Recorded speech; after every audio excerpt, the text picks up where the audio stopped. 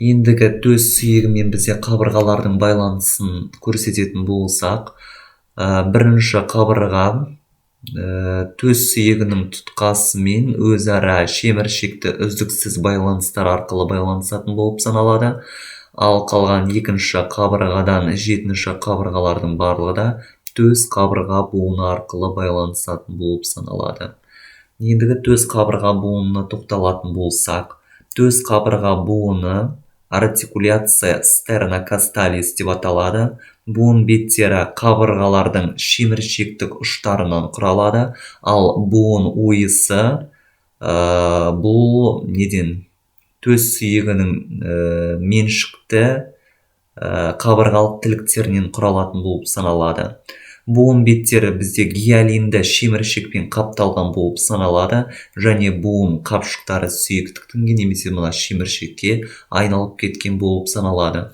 Ендігі дәл осылардың байламдарына келетін болсақ, біріншісі төс қабырға байламы лигаментум стернокасталис деп аталады.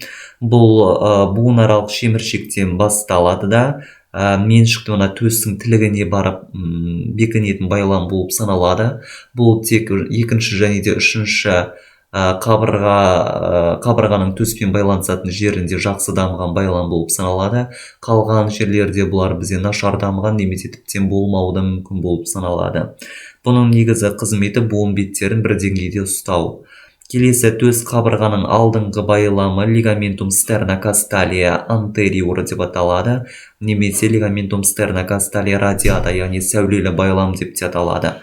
Бұл байлам біздегі буын қапшығының сыртқы бетінде орналасқан болып саналады, және де бұл қабырғаның ұшынан басталып сәулелі бағытта қарай шашырайды да, мына төс сүйегімен келесі жағымен байланысады да, төс сүйегінің жарғағын мембрана стерниді құрауға қатысады. Дәл осындай біздегі артқы байламы болады, бұл жаңағы ішкі жағына қарағанда. Бұл да дәл осындай қабырғаның төстік ұшының артқы бетінен басталып, төстің артқы жарғағын құрауға қатысады. Және де бұлардың негізі қызметі мына буын беттерін ығысудан сақтау болып саналады.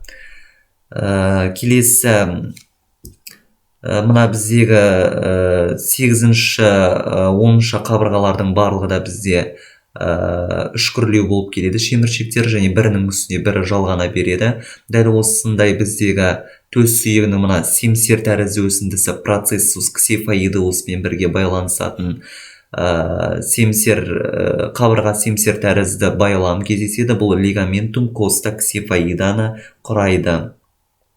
Және де сонымен қатар бізде қабырғалардың өзара бір-бірімен бұл бізде ішкі қабырғалық жарғақ, бірақ бұда керісінше болады. Яғни жарғақтың басталатын жері мысалы мына төменгі қабырғаның жоғарғы қырынан басталады. Дәл осы жерден ол төмен емес, жоғарыға өрлеме бағытта және де қиғаш бағытта қозғалатын болып саналады. Және де мына содан жоғары орналасқан қабырғаның төменгі жиегіне барып бекитін болып саналады.